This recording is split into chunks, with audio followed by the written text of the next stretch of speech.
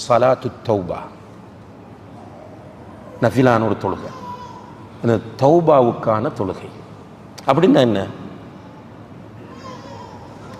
நம்ம ஒது செய்து விட்டு அல்லாஹுக்காக என்று மனசில் நான் செஞ்ச பாவங்களுக்கு பரிகாரமாக அமைய வேண்டும் என்கிற அந்த உணர்வோடு நீயத்தோடு வந்து 2 ரக்காத் தொழுவது ஸலாத்து தௌபா. இதை தொழுதால் நம்ம செய்த பாவங்கள் மன்னிக்கப்படும். ஃபேஸ்புக் பார்க்குறது என்ன பொறுத்தளவில் பாவம், நீங்கள் ஏற்றுக்கொள்வீங்க எல்லாரும். ஃபேஸ்புக் பார்க்குறது பாவம் இல்லைன்னு நம்ம ஆர்கியூ பண்ணவே முடியாது. பாவம் அது, நல்லது தான். நம்ம ஃபேஸ்புக்கில் பயானத்தை அடுத்தது நியூஸ்ன்னு பார்க்குறோம், மியூசிக், அல்லது திடீரென ஒரு காமெடி வருகிறது, ஜோக், அதுக்குள்ளே வேறு பொம்பளையில் வாராங்க. ஏதோ ஒரு முறையில் ஃபேஸ்புக்கில் ஒரு 10 நிமிடம் இருந்தாலும் பாவம் செய்யாமல் ஃபேஸ்புக்கில் இருந்து வெளியே வர முடியாது. பாவங்கள் கூட கூட மன அழுத்தங்கள் கூடும், சோதனைகள் கூடும். எனவே அடிக்கடி நாம் இந்த தொழுகையில் கவனம் செலுத்த வேண்டும். பிலால் ரலியல்லாஹு அன்ஹு அவர்களுக்கு சுவர்க்கத்தில் ஒரு வீடு இருப்பதை ரசூல் ஸல்லல்லாஹு அலைஹி வஸல்லம் அவர்கள் தெரிவிக்கிறார்கள். பிலாலுக்கு சுவர்க்கத்தில் ஒரு வீடு இருக்கிறது.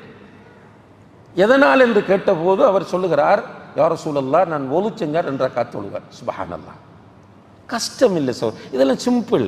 வீட்டிலிருந்து நீங்கள் பாத்ரூமில் குளிச்சுட்டு முடிஞ்சிட்டு வரக்குள்ள ஒதுவை செய்கிறோம், அப்படியே வந்து ட்ரெஸ்ஸை மாற்றிட்டு உடனே 2 ரக்காத்தை தொழுகிறது. நம்முடைய பாவங்களுக்கு தௌபாவாக அது அமைகிறது. எவ்வளவு அழகான வழிகாட்டல். ஆனால் நம்ம மிஸ் பண்ணி கொண்டே போகிறோம். அதே போல் அன்புள்ள சகோதர சகோதரிகளை, நஃபிலான தொழுகைகள் போல நஃபிலான நோன்புகளும் இருக்கின்றன. ரசூல் ஸல்லல்லாஹு அலைஹி வஸல்லம் அவர்கள் சொல்லுகிறார்கள், யார் ஒருவர் அல்லாஹுக்காக ஒரு நாள் நோன்பு நோக்கிறாரோ அவருடைய முகத்தை 70 வருடங்கள் நரகத்தை விட்டும் அல்லாஹ் தூரமாக்குகிறார். அல்லாஹுக்காக யார் ஒரு நாள் நோன்பு நோக்கிறாரோ அவருடைய முகத்தை நரகத்தை விட்டு 70 நாட்கள் அல்லாஹ் தூரமாக்குகிறார். திங்கள், வியாழன், ஐயாமுல் பீத் 13, 14, 15, அதுபோல வருடத்தில் வரக்கூடிய தாசு, ஆஷூரா, முஹர்ரம் நோன்புகள், துல்ஹஜ் மாதத்திலே நோக்கக்கூடிய அரஃபா நோன்பு, இன்னும் நமக்கு முடியும் என்றால் ஒரு நாள் விட்டு ஒரு நாள் நோன்பு நோட்பது என்று நஃபிலான நோன்புகள். இதெல்லாம் செய்யும்போது ஒரு பக்கம் அந்த இதுக்கு சொல்லப்பட்ட ஸ்பெஷல் நன்மைகள் கிடைக்கிற அதே நேரத்தில் பொதுவாக சொல்லப்பட்ட அல்லாஹுடைய மஹப்பத் கிடைத்து கொண்டே இருக்கும். அதுதான் நம்முடைய டார்கெட் சகோதரர்களே. இந்த உலகத்தில் ஒரு முஃமினுடைய அல்டிமேட் டார்கெட் அல்லாஹுடைய நேசத்தை பெறுவது என்பதை தவிர ஒரு ஒன்றும் இருக்கக்கூடாது, முடியாது. அல்லாஹுடைய நேசம் நம்ம நஃபில் கவனம் செலுத்தும் போது கிடைத்து கொண்டே இருக்கும். அடுத்ததாக குர்ஆன் ஓதுவது மிக முக்கியமான நஃபிலான ஒரு இபாதத். அடுத்தது பெரிய ஒரு மனதுக்கு ரபீ, வசந்தம். அது குர்ஆன் ஓதுறது மனதுக்கு வசந்தம், மிகப்பெரிய ஒரு ரிலாக்ஸேஷன். எவ்வளவு டைம் இருக்கிறது நமக்கு. சில சலஃபுகள் சொல்லுவார்கள், 40 நாட்களுக்கு ஒரு தடவை ஏனும் ஒருவர் குர்ஆனை ஓதி முடிக்காவிட்டால், 40 நாட்களுக்கு ஒரு தடவை ஏனும் ஒருவர் குர்ஆனை ஓதி முடிக்காவிட்டால் அவரிடத்தில் நயவஞ்சகம் இருக்கிறது. சுப்ஹானல்லாஹ். இன்னைக்கு நம்மளோட நிலைமையெல்லாம் என்ன? பொம்பளைகள் கொஞ்சம் பரவாயில்லை, அதிலேயும் ரமலான் காலத்திலேயும் பெண்கள் கூடுதலாக ஓதுவாங்க, மற்ற காலங்களில் கொஞ்சம் கொஞ்சம் ஓதுவாங்க. உண்மையிலே இந்த டிவைஸ் வந்து பெரிய ஒரு சதி சகோதர சகோதரிகளே. நமக்கு எதிராக வந்திருக்கிற பெரிய ஒரு எதிரி இது. இதுதான் நம்முடைய அப்படியே அப்சைட் டவுன் மாற்றி விட்டது. உண்மையாக இப்போ வெளிநாட்டில் வாழ்ந்தார்களெல்லாம் முதல் வந்து அவங்களுக்கு நல்ல டைம் இருந்துச்சு. வேலை போய் வந்தால் வேறு ஒன்றும் இல்லை, சாச்சிட்டு போகணுமா, பெரிய மாட்டை போகணுமா, அம்மா பார்க்க போகணுமா, ஒரு பிரச்சனையும் இல்லை. ரூமில் உட்கார்றது குர்ஆன் ஓதுறது. இப்போ அப்படி இல்லை. குர்ஆன் ஓதுவோம்ன்ட்டு இதில் இதை போட்டு வச்சிருப்பார் குர்ஆன். அதை ஆன் பண்ணினா அதுக்குள்ளே வாட்ஸ்அப்பில் மெசேஜ் ஒன்று வந்துடும், ஹலாஸ் மூடி வச்சுட்டு மறு வாட்ஸ்அப்பில் போயிடுவார். மறு அதிலிருந்து ஒரு லிங்க் வரும் ஃபேஸ்புக்கு, யூடியூபுக்கு, மறு அங்கே போனால் அவுட். இரவு வேளைகளில் குர்ஆன் ஓதுவது மிக சிறந்த அமல். முதல்ல இருந்துச்சு, பரக்கத் இருந்துச்சு, நிம்மதி இருந்துச்சு. உங்களுக்கு இங்கே ஒரு 40 வயதுக்கு மேற்பட்டவர்களுக்கு ஞாபகம் இருக்கும், நம்மளோட ஊர்களில் எல்லாம் பெருசாக கரண்ட் வசதிகள், போக்குவரத்து, இரவில் சுற்றுறதெல்லாம் இருக்காது. அந்த நேரம் மாலை ஆகிவிட்டால் என்ன சொல்லுவார்கள்? உம்மா பாப்பா உம்மா சொல்லுவா ஸ்பெஷலாக கால் முகத்தை கழுவிட்டு குர்ஆன் எடுத்து ஓதுவோம். வெள்ளிக்கிழமை என்றால் அன்று இரவு குர்ஆன் ஓதுவது என்பது ஃபர்த். நம்முடைய சமூகத்தில் இருந்த நடைமுறையை சொல்லுகிறேன். என்னென்ன எடுத்து ஓதுவார்கள். வீட்டில் பரக்கத் இருந்தது. வெளிநாடு தெரியாது, பெரிய பெரிய ஜொப் எல்லாம் தெரியாது, பெரிய பெரிய பிஸ்னஸ் எல்லாம் தெரியாது, ஊருக்குள்ள டாக்டர்ஸ் இல்லை, என்ஜினியர்ஸ் இல்லை, மீனவர்கள், விவசாயிகள், கூலி தொழிலாளிகள், 1-2 பணக்காராக்கள் இருப்பாங்க. ஆனால் எல்லோருக்கும் நிம்மதி இருந்தது, சந்தோஷம் இருந்தது. இப்போ எல்லாம் இருக்க ஒன்றும் இல்லை. ஏனென்றால் இந்த குர்ஆனோடு உள்ள தொடர்பு அப்படியே தூரமாகி கொண்டு போகிறது. வமன் அஅரத அன் திக்ரி ஃபஇன்ன லஹு மஈஷத்தன் தங்கா.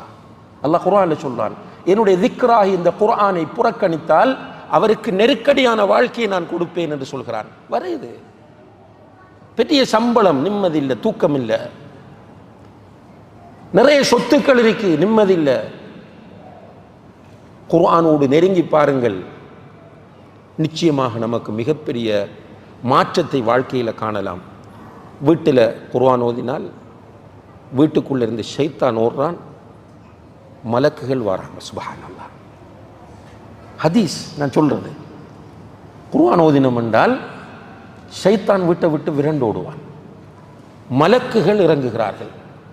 உசைத் இப்னு ஹுதைர் ரலியல்லாஹு அன்ஹு என்கிற நபித்தோழர் வந்து சொல்றார் ஸல்லல்லாஹு அலைஹி வஸல்லம் கிட்ட, ரசூலுல்லாஹ் நேற்று அந்த சுபோக்கு வாரார் வந்து சொல்ல, இரவு நான் வீட்டில் குர்ஆன் ஓதினேன், என்னுடைய குதிரை மிரள ஆரம்பித்து விட்டது.